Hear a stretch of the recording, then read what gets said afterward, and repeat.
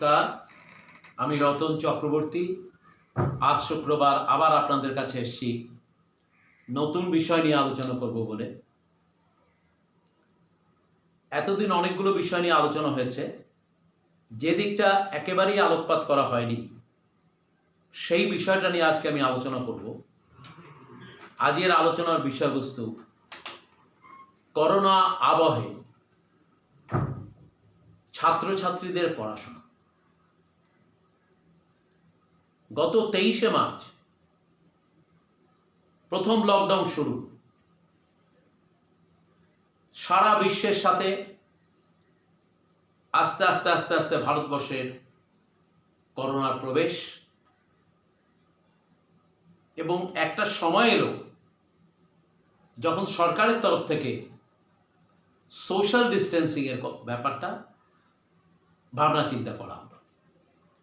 এই সংক্রমণকে আটকাতে গেলে আমাদের একটা দূরত্বে থাকতে হবে,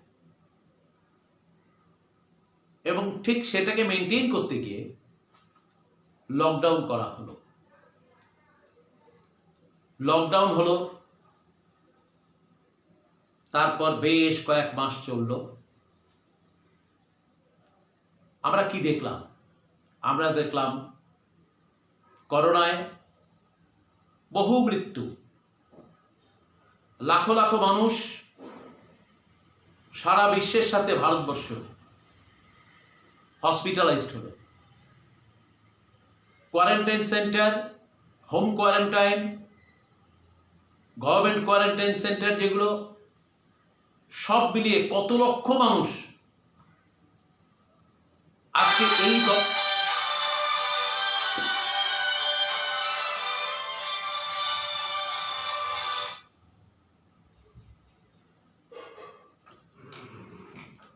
কত লক্ষ মানুষ এই বন্দিদশা আছেন আমরা জানি না। ক্ষতিগ্রস্ত হলো কি? ক্ষতিগ্রস্ত হলো ভারতের অর্থনীতি, ক্ষতিগ্রস্ত হলো সাধারণ মানুষের জীবনযাত্রা, চাকরি বাকরি, বহু মানুষ কর্মচ্যুত, প্রায় 10 কোটি মানুষ।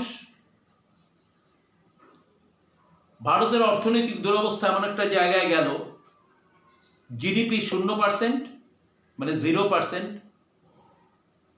পরিযায়ী শ্রমিকের অসহায় অবস্থা, সবগুলোই কিন্তু বিভিন্ন সংবাদ মাধ্যম, ইলেকট্রনিক মিডিয়ায় এসছে। যে বিষয়টা আসেনি সেই বিষয়টা হচ্ছে সারা ভারতবর্ষ জুড়ে ছাত্রছাত্রীদের পড়াশোনার যে দুর্দশা, পড়াশোনার যে ব্যাঘাত, স্কুল কলেজ বন্ধ, ফলে ছাত্রছাত্রীদের সামনে একটা অন্ধকার জায়গা নেমে এলো। এই বিষয়টা কেউ বেশি আলোকপাত করলো না। তাই আজকে আমার আলোচ্য বিষয় করোনা আবহে ছাত্রছাত্রীদের শিক্ষা। প্রথম লকডাউনের 2 মাস বাদে কয়েকটা ইংলিশ মিডিয়াম স্কুল, ইংরেজি মাধ্যম স্কুল, তারা অনলাইন শিক্ষা ব্যবস্থা চালু করলেন। তার দেখা দেখি আস্তে আস্তে প্রায় সমস্ত English medium school online class চালু করলেন। মনে রাখতে হবে যে ইংলিশ মিডিয়াম স্কুলে কারা পড়ে, এবং ইংলিশ মিডিয়াম স্কুলগুলোর কিন্তু একটা ইনফ্রাস্ট্রাকচার আছে। যে ছাত্রছাত্রীরা ইংলিশ মিডিয়াম স্কুলে পড়ে তাদের দেখবেন অর্থনৈতিক অবস্থা অনেকটা বেটার, ফলে তাদের এই অনলাইন ক্লাস করতে গেলে যেসব প্রিলিমিনারি রিকোয়ারমেন্টস দরকার সেগুলো তারা হয়তো জোগাড় করতে পারে। যদিও আজকেই সংবাদপত্রে দেখলাম এনসিইআরটির একটা সার্ভে, যেখানে বলছে শতকরা 27 জন ছাত্রের হাতে অ্যান্ড্রয়েড ফোন হয়তো পাওয়া যাবে। আমি জানি না পরিসংখ্যান how far it is true, এর বিশদ ব্যাখ্যা সেখানে নেই। আমি শুধু একটা গ্লান্স, একটা হেডলাইন দেখলাম। এই ব্যবস্থা যখন ইংলিশ মিডিয়াম স্কুলগুলো করছে, একমাত্র পশ্চিমবঙ্গ সরকার, যার নেত্রীর নাম মমতা বন্দ্যোপাধ্যায়, পশ্চিমবঙ্গ সরকার কিন্তু ঝাঁপিয়ে পড়লেন।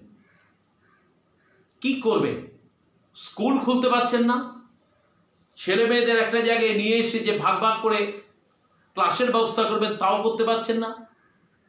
ফলে যে অসহায় অবস্থার মধ্যে ছাত্রছাত্রীরা ছিল, তাদের সেখান থেকে বার করার জন্য পশ্চিমবঙ্গ সরকার প্রথম দূরদর্শনের মাধ্যমে শিক্ষাদানের চেষ্টা করলেন। তার কয়েকদিনের মধ্যেই বাংলা শিক্ষা দপ্তর ভাবলেন যে এভাবে বেশিরভাগ ছাত্রছাত্রীর কাছে পৌঁছানো সম্ভব নয়, তাই তারাও তাদের সীমিত যে ইনফ্রাস্ট্রাকচার তা দিয়ে অনলাইন ক্লাস চালু করলেন। এই অনলাইন ক্লাস চালু করতে গিয়ে শিশু মনস্তত্ত্বের কথা মাথায় রেখে সর্বভারতীয় নির্দেশের প্রেক্ষাপটকে মেনে নিয়ে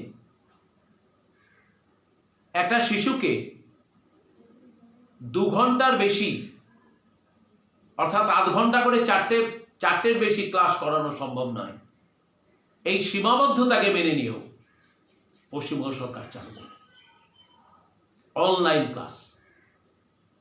এবার এই অনলাইন ক্লাসে কে কতটা উপকৃত বা উপকৃত নয়, কত পার্সেন্ট উপকৃত, এ নিয়ে একটা বিতর্ক থাকতে পারে, কিন্তু সরকার কিন্তু চেষ্টা করে সেটা চালু করলেন। এবার দেখা গেল পশ্চিমবাংলার অবস্থা কি? একটা পরিসংখ্যান বলছে শতকরা 45 থেকে 50 জনের হাতে হয় ল্যাপটপ, নতুবা কম্পিউটার, নতুবা অ্যান্ড্রয়েড ফোন আছে। এই হিসাবের মধ্যে পরিষ্কার করে কিন্তু বলা হয়েছে যে এই যে 45 থেকে 50% ছেলে মেয়েদের ধরা হচ্ছে অ্যান্ড্রয়েড ফোন তাদের হাতে আছে, যা দিয়ে তারা শিক্ষা নেবে, যার মাধ্যমে তারা শিক্ষাটা নেবে, এটা কিন্তু তার বাবার ফোনকে ধরে। তার মানে বাবার ফোন যদি বাদ দিয়ে দাও, বাবা যদি কোনো কারণে ফোনটা নিয়ে বেরিয়ে যায়, তাহলে ছেলে মেয়ে কিন্তু শিক্ষা তখন বন্ধ, সে আর অনলাইন ক্লাস অ্যাটেন্ড করতে পারছে না। এই জায়গায় দাঁড়িয়ে পশ্চিমবঙ্গ সরকার আরেকটু এগোলেন। আমি বলে দিচ্ছি যে পশ্চিমবঙ্গ সরকার এর পরেই যেটা করলেন, দূরাভাষে শিক্ষা ব্যবস্থা। অর্থাৎ ফোন করলে কোনো ছাত্রছাত্রী যদি ফোন করে, একটা জায়গায় সেটা রিসিভ করবেন করসপন্ডিং সাবজেক্টের একজন সাবজেক্ট টিচার, তার প্রশ্নের উত্তর দেবেন, এটা চালু করলেন। এবার বাস্তব অবস্থা দেখা গেল এভাবে হয়তো 60% ছেলে মেয়েকে কভার করা যে গেল, তাহলে বাকি 40% যারা, তাদেরকে কিভাবে পৌঁছতে হবে? যারা বিলো পভার্টি লাইনে বাস করেন, যাদের নুন আনতে পান্তা ফেরোয়, যাদের বাড়িতে একটাও ফোন নেই, এরকম যদি 20% মানুষ থাকে,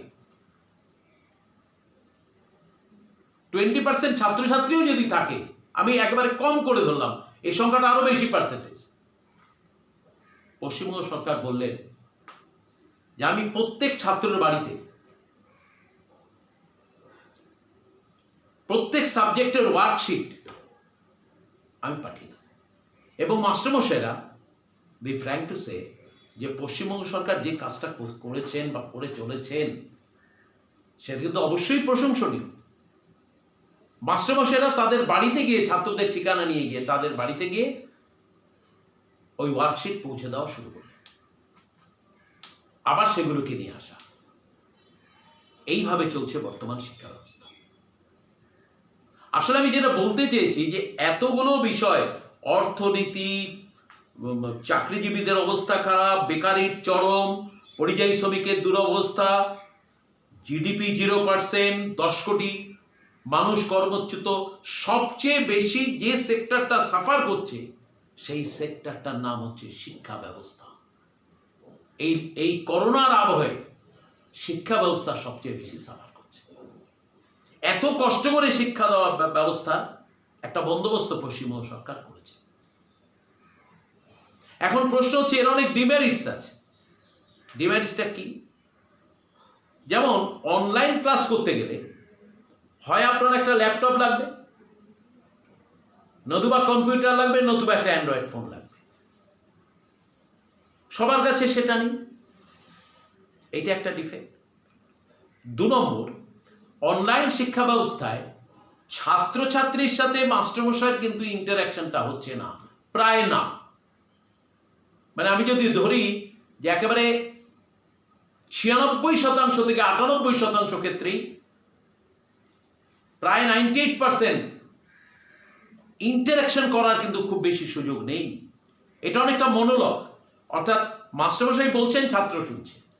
এবার কোন ছাত্র কতটা বুঝতে পারলো কি পারলো না, সেই ব্যাপারটা কিন্তু মাস্টারমশাই জানা নেই, জানা সম্ভব না।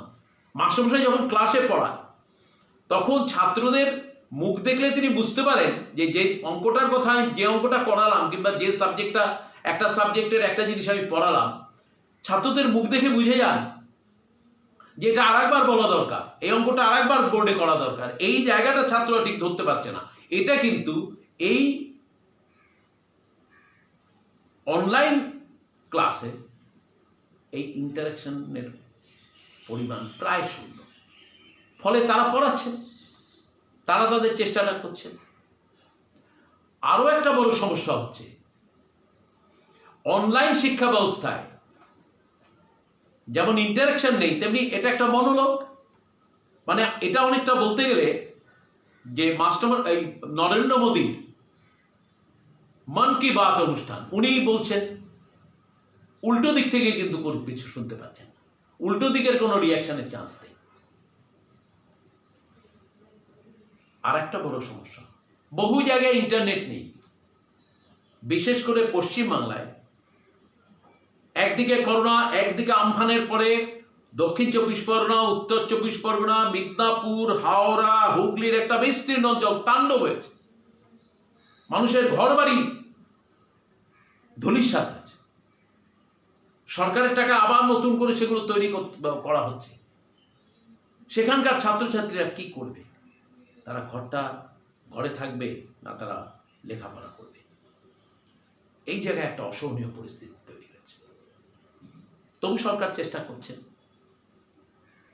আমায় যদি কেউ জিজ্ঞেস করেন যে অনলাইন শিক্ষা ব্যবস্থাটা বা অনলাইন ক্লাসটা কেমন, আমার এক কথায় উত্তর হচ্ছে, সারা ভারতবর্ষের মধ্যে দায়িত্ব নিয়ে বলছি, বিহার যতটুকু পশ্চিমবাংলা করতে পেরেছে বিহার পারেনি, গুজরাট পারেনি, রাজস্থান পারেনি, মধ্যপ্রদেশ পারেনি, উত্তরপ্রদেশ পারেনি, কিছুটা কর্ণাটক, কিছুটা নাগাল্যান্ড, ইভেন কেরালাও। এই বন্যার পরে কেরালাও বিধ্বস্ত। পশ্চিমবঙ্গ কিন্তু এই ব্যাপারে অনেকটাই গিয়েছে। আমায় যদি বলা হয় যে এটা কি সাফিসিয়েন্ট, আমি বলবো না, এটা অনেকটা নেই মামার থেকে কানা মামা ভালো। একেবারে ছেলে মেয়েগুলো বসে থাকবে, তার থেকে এটা ভালো। কিছু তো হচ্ছে, কিন্তু এত চেষ্টা করেও 20% ছেলে মেয়ের কাছে কিন্তু এখনো পৌঁছানো যাচ্ছে না তাদের লেখাপড়াটা। এইবার আমার প্রশ্ন, কত বড় অপরিকল্পিত এই লকডাউন। এই লকডাউনের আগে যেমন ভাবা হয়নি যে মার্চ মাসের অনেক আগের থেকেই, জানুয়ারি মাস থেকেই যেসব রাষ্ট্র করোনা আক্রান্ত হয়েছে, ইন্টারন্যাশনাল ফ্লাইটগুলোকে আগেই যদি আটকে দেওয়া যেত, এই পরিকল্পনা যেমন করা হয়নি, পরিযায়ী শ্রমিকদের কথা যেমন ভাবা হয়নি, বিভিন্ন কলকারখানার শ্রমিকদের কথা যেমন ভাবা হয়নি, দুম করে একদিন 23 তারিখে ঘোষণা করে দিলাম লকডাউন। অপরিকল্পিত লকডাউনে একবার ভাবা হলো না যে ভারতবর্ষের ছাত্রছাত্রীদের কি অবস্থা হতে চলেছে। কারণ যারা এই লকডাউন ঘোষণা করলেন তাদের কোনো ধারণাই ছিল না এই লকডাউন কতদিন চলতে পারে। অথচ পৃথিবীর বিভিন্ন রাষ্ট্রে যখন করোনা আক্রান্ত হয়েছে তখন তারা কিন্তু একটা জায়গায় সেখান থেকে একটা শিক্ষা নেওয়া উচিত ছিল, যেটা কিন্তু মার্চে করলাম এপ্রিলে উঠে যাবে না, এপ্রিলে শেষ হবে না, মেতে শেষ হবে না, জুনে শেষ হবে না। এই চিন্তা যাদের ফোরসাইটনেস আছে, যারা বিভিন্ন রাষ্ট্রকে দেখেছেন, তাদের করা উচিত ছিল। কিন্তু খুব দুর্ভাগ্যের যে আমার রাষ্ট্রের যে সরকার, ভারতবর্ষের যে সরকার, কেন্দ্রীয় সরকারের সম্যক কোনো ধারণা ছিল না, তাদের কোনো ইনফ্রাস্ট্রাকচার তারা তৈরি করতে পারেনি। ন্যাচারালি শিক্ষা ব্যবস্থা তো দূরের কথা, শিক্ষা ব্যবস্থা নিয়ে কোনো ভাবনাই রইল না। যে আমার যদি 4 মাস স্কুল বন্ধ থাকে তাহলে কি হবে, কলেজগুলো যদি 4 মাস বন্ধ থাকে ছাত্রছাত্রীরা কি করবে। কিন্তু এখন তো দেখা যাচ্ছে যে এখন আমি যদি খুব তাড়াতাড়িও ধরে নিই, যদি জানুয়ারি মাসে বা ডিসেম্বর মাসেও যদি খুব ভ্যাকসিন আবিষ্কার হয়, সেই ভ্যাকসিন ভারতবর্ষে সমস্ত গ্রামগঞ্জ শহরতলিতে পৌঁছে দিতেও it will take another 6 or 8 months। তাহলে এতদিন পর্যন্ত শিক্ষা ব্যবস্থাটা কি স্তব্ধ হয়ে থাকবে? কেন্দ্রীয় সরকার একটা ব্যবস্থা করতে পারতেন, যেটা আমার মনে হয়েছে, সেটাও হয়তো সম্পূর্ণ নয়, ওই একই নাই মামা থেকে কানা মামা ভালো, সেই ফর্মুলা যদি সেন্ট্রাল গভর্নমেন্ট নিতেন, তারা যদি সমস্ত বেসরকারি চ্যানেলগুলোকে বলতেন যে রাষ্ট্রের স্বার্থে সকালে 2 ঘন্টা, দুপুরে 1 ঘন্টা, সন্ধ্যা থেকে রাত 10টা, যে কোনো 2 ঘন্টা তোমাকে রাষ্ট্রের স্বার্থে দিতে হবে। সেখানে যদি অনলাইন, সেখানে যদি মাস্টারমশাইরা ক্লাস নিতেন সাবজেক্ট ওয়াইজ, তাতে সারা ভারতবর্ষের কোর্সগুলো অলমোস্ট, ওয়েস্ট বেঙ্গলের, এখন একটা জিনিস মনে রাখতে হবে, পশ্চিমবঙ্গের শিক্ষকরা তাদের কোর্সটা করাতে পারতেন। একজন শিক্ষক এক সাবজেক্ট যদি এক দিন করাতেন, সকালে 2 ঘন্টা মানে 4টে ক্লাস 8 ঘন্টা, আবার বিকেলে 2 ঘন্টা মানে হচ্ছে, বিকেলে 1 ঘন্টা মানে হচ্ছে 2টো ক্লাস, আবার সন্ধ্যার পরে 2 ঘন্টা মানে হচ্ছে 4টে ক্লাস। এই বন্দোবস্তটাও যদি সেন্ট্রাল গভর্নমেন্ট করতে পারতেন, বেসরকারি চ্যানেলগুলোর উপর যদি এই বাধ্যবাধকতা আনতে পারতেন, তাহলেও কিন্তু সারা ভারতের ছাত্রছাত্রীরা অনেকটা নিজেকে শিক্ষার সাথে যুক্ত রাখতে পারতেন। কারণ তাদের সামনে পরীক্ষা দিতে হবে। যে কথা আমি বলছিলাম, যে পশ্চিমবাংলায় এত করেও বাড়িতে বাড়িতে এখন ওয়ার্কশিট পৌঁছে দেওয়া হচ্ছে। আমি thanks to the teacher, I must congratulate our teachers. আমি শিক্ষকদের কংগ্রাচুলেট করব, পশ্চিমবঙ্গ সরকারকে কংগ্রাচুলেট করব, they are trying their level best. এই অনলাইন ক্লাসের অনেক ত্রুটি। প্রথমত সবার হাতে অ্যান্ড্রয়েড নেই, তারপরে ইন্টারনেট নেই, তারপরে অনেকের যারা ব্যাকবেঞ্চার অথচ পুয়োর, তাদের শিক্ষা দেওয়ার তো কোনো অবস্থাতেই আমি জানি না কি করে সম্ভব। অথচ স্কুলে এলে স্কুলের চাপ, মাস্টারমশাইয়ের চাপ, তারা কিন্তু কিছুটা পড়াশোনা করে, আর এই অবস্থায় তারা আরো রিল্যাক্সড হয়ে যায়। এখন ধরুন আমি যদি ধরে নিই 20% ছেলে মেয়ের কাছে এই শিক্ষা ব্যবস্থা পৌঁছতে পারলো না, অর্থাৎ ডেইলির পড়াটা বা কোর্সটাকে কমপ্লিট করতে পারলাম না, এটা যদি হয়, তারা একেবারে ডার্ক জিরোতে রয়েছে। এবার আগামী দিনে পরীক্ষা হবে কিনা, হলে কিভাবে হবে, সেটিকে এমসিকিউর ভিত্তিতে হবে নাকি যেরকম পরীক্ষা হয় তেমনই হবে, আমি জানি না। এই নিয়েও সেন্ট্রাল গভর্নমেন্ট, যেহেতু শিক্ষাটা কনকারেন্ট লিস্টে পড়ে, অর্থাৎ কেন্দ্র রাজ্য যৌথ, বোঝা গেল, কনকারেন্ট লিস্টে যেহেতু শিক্ষা যৌথ তালিকায়, যুগ্ম তালিকায়, তাই সেন্ট্রাল গভর্নমেন্ট এখনো পর্যন্ত কোনো সার্কুলার দিয়ে কিছু বলছেন না, স্টেট গভর্নমেন্টকে অ্যাডভাইস করছেন না যে কিভাবে এদের পড়ানো হবে। ভাবখানা এমন যেমন চলছে তেমন চলবে। আরে কার সাথে এটা হচ্ছে? যারা আগামী দিনের ভবিষ্যৎ। আমার তো মনে হয় একদিন কারখানা খুলবে, একদিন করোনা যাবে, ভ্যাকসিন আবিষ্কার হবে, আবার নতুন করে অর্থনীতি ঘুরে দাঁড়াবে, আবার নতুন করে কলকারখানা খুলবে, হয়তো অনেক শ্রমিকের চাকরি যাবে, অনেক শ্রমিক আবার যোগদান করবেন, আবার আমরা আস্তে আস্তে ইন অল সেক্টর, সমস্ত জায়গায় আমরা ঘুরে দাঁড়াবো, আবার রেলগাড়ির চাকা চলবে, সব চলবে। কিন্তু এই যে একটা বছর ছাত্রছাত্রীদের জীবন থেকে আমরা সরিয়ে দিলাম, অর্থাৎ সার্কামস্ট্যান্সেস এমন একটা জায়গায় ফেললো যে তারা লেখাপড়া করতে পারলো না, তাদের এই একটা বছরের শিক্ষাটাকে কিন্তু আমরা ফেরত দিতে পারবো না, আমরা পারবো না ফেরত দিতে। ফলে আজকের চিন্তা সেই চিন্তা, আজকের চিন্তাটা সেই জায়গায়। ইউজিসি বিশ্ববিদ্যালয় লেভেলে ইউজিসি সার্কুলার দিয়ে বলছে সেপ্টেম্বরে পরীক্ষা নিতে হবে। আরে যেখানে 60,000 70,000 মানুষ ডেইলি আক্রান্ত হচ্ছে, প্রতিদিন আক্রান্তের সংখ্যা বাড়ছে, আমি জানি না মানুষের ছাত্রদের প্রাণ আগে না পরীক্ষা আগে। এগুলো ভাববে না কেন্দ্রের সরকার? এই শিক্ষা ব্যবস্থা নিয়ে তাকে ভাবতে হবে। শুধু রাজ্যের সাথে একটা লড়াই করব এই মানসিকতায় থাকা উচিত না, তাদের সুস্থ চিন্তায় থাকা উচিত। কিভাবে স্কুলগুলো তাদের পরীক্ষা নেবে, এই অড সিচুয়েশনের মধ্যে দাঁড়িয়ে কি ধরনের পরীক্ষা ব্যবস্থা চালু করা উচিত, কিভাবে ছাত্রদের মূল্যায়ন করা উচিত, সে ব্যাপারে তারা রাজ্যের সাথে বৈঠক করবে। রাজ্যের শিক্ষামন্ত্রীদের নিয়ে একটা বৈঠক করা উচিত ছিল কেন্দ্রের শিক্ষামন্ত্রী। কারণ ব্যাপারটা এটা, শিক্ষা পিছিয়ে গেলে, একটা লোকের চাকরি চলে গেলে চাকরিটা আবার হয়তো ফিরে পাবে, কিন্তু শিক্ষা যদি একটা বছর সে পিছিয়ে যায়, একটা ছাত্রদের উপরে যে গভীর প্রভাব, এই যে লস, এই লসকে বোধহয় কম্পেনসেট করা যাবে না।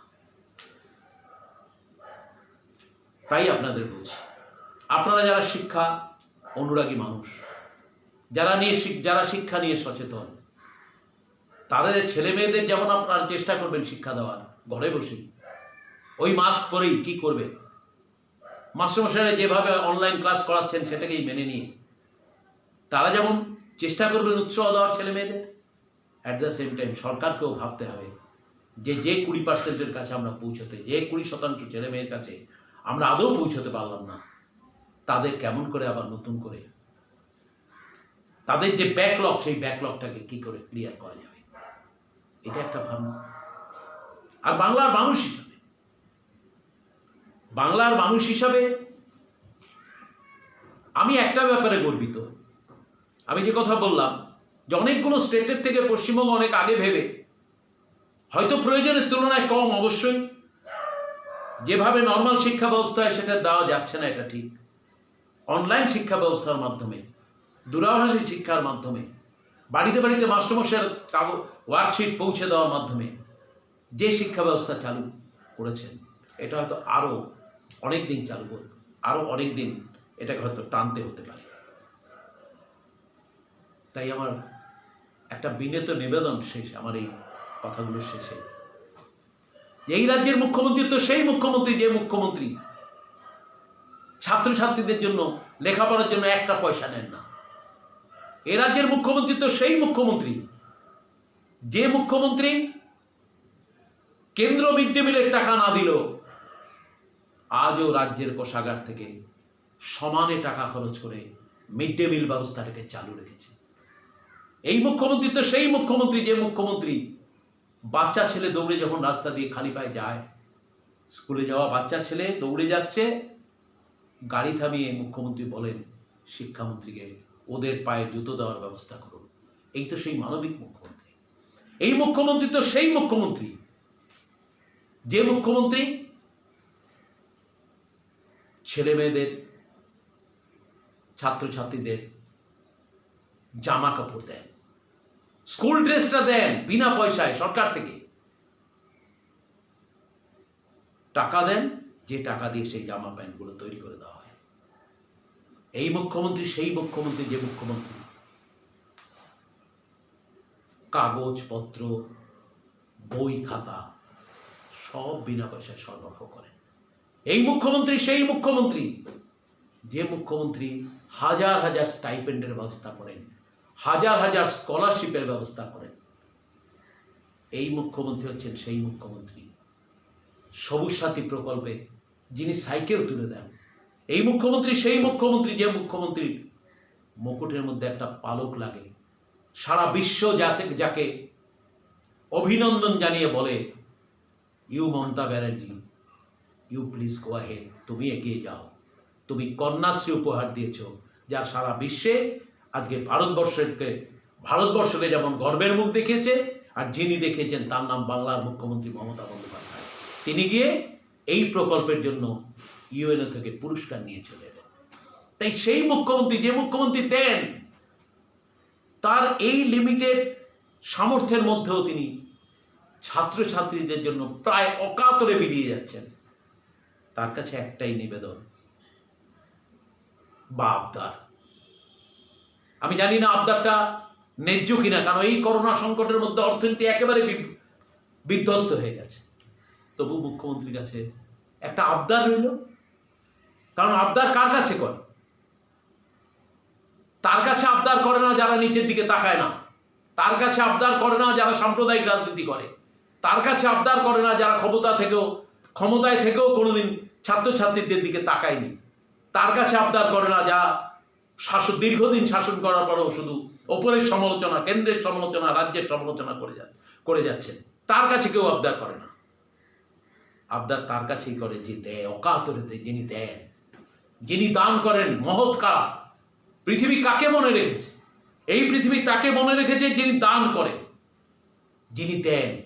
এই পৃথিবী তাকে মনে রাখেনি যিনি পকেটের মধ্যে শুধু ঢোকান, যিনি নিজের পকেট ভর্তি করেন কিংবা নিজের জন্য আয় করেন, নিজের ভালো চিন্তা করেন, তাকে পৃথিবী মনে রাখেনি।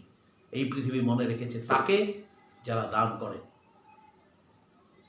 তাই তার কাছে আর একটা নিবেদন রইল, একেবারে প্রান্তিক মানুষ যে ছাত্রছাত্রী আছে, যাদের একটা ফোন হলে হয়তো দূরাভাষে শিক্ষাটা তারা নিতে পারেন, কারণ আরো অনেক দিন চলবে। যদি পারেন, যদি একটা অল্প পয়সার মোবাইলও তাদের হাতে তুলে দিতে পারেন, এটা আবদার। কারণ আপনার কাছে আবদার করবো না, কার কাছে করব? এটা আমাদের আবদার। যদি সম্ভব হয় তাদের হাতে যদি একটা ছোট্ট মোবাইল ফোন তুলে দেওয়া যায়, তাহলে হয়তো বাংলা শিক্ষা ব্যবস্থা সারা ভারতের শিক্ষা ব্যবস্থাকে যেমন শিক্ষা দিয়ে এগিয়ে চলেছে, আরও এগিয়ে যেতে পারবে। আমি এই আবদারটা করলাম যে এটা জেনে যে পশ্চিমবাংলার অর্থনৈতিক সংকট খুব অ্যাকিউট, পশ্চিমবাংলার ইকোনমিক ক্রাইসিস ভীষণ গভীরে। তবু আবদার তো কার কাছে করব? মুখ্যমন্ত্রী মমতা বন্দ্যোপাধ্যায় হচ্ছেন বটবৃক্ষের মতো, বিশাল বটবৃক্ষ, যার নিচে দূর দূরান্ত থেকে হেঁটে এসে পথিকরা, ক্লান্ত পথিক সেই বট গাছের তলায় আশ্রয় নেয়, নিয়ে নিজের শরীরকে স্নিগ্ধ করে, আবার নতুন করে পথ চলার একটা স্বপ্ন দেখে। তাই আপনাদের কাছে বলছি, এই আবদার করার জন্য যদি কোনো রকমে কারোর আঘাত লাগে, আমি তাদের কাছে ক্ষমা চেয়ে নিচ্ছি যে আমি বাংলা সরকারের কাছে এই আবদারটা করলাম, জেনে, এটা জেনে যে এই সরকার সব দিচ্ছে যা অন্য ভারতবর্ষের কোনো সরকার দেয়নি। এই সরকারের এই সরকার শিক্ষার জন্য যত টাকা ব্যয় করছে, এই সরকার ছেলে মেয়েদের ভাবনার কথা মনে রেখে যত কনসেশন দিয়েছে, ভারতবর্ষের অন্য কোনো সরকার দেয়নি। তাই আবদার তার কাছেই চলে যিনি দেন। তার কাছে চলে না যারা শুধু সাম্প্রদায়িক রাজনীতি করবে, তার কাছে চলে না যারা দল ছাড়া কিছু বোঝে না। এই কথা বলে আজকের অনুষ্ঠান আমি এখানেই শেষ করছি। শুধু মনে রাখবেন, শিক্ষা আনে চেতনা, চেতনা আনে বিপ্লব। সেই শিক্ষাকে যদি আমরা এগিয়ে নিয়ে যেতে না পারি এই কঠিন সময়, তাহলে আমরা যে পিছিয়ে পড়ব, সেখান থেকে এগোনো বড় শক্ত হবে। নমস্কার, ভালো থাকবেন। আগামী দিন আবার দেখা হবে আগামী শুক্রবার।